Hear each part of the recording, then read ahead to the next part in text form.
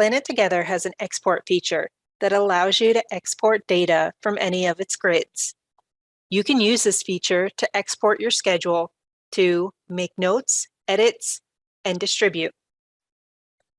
If you go to the Activities tab, this is where your departments are broken down along with your schedule. This is a grid in PlanetTogether. You can customize this grid to how you want your data to show when you export it. To my right, I see my export icon. I select it. I can select Excel, and my schedule information will be exported into Excel. I can save or print or make notes.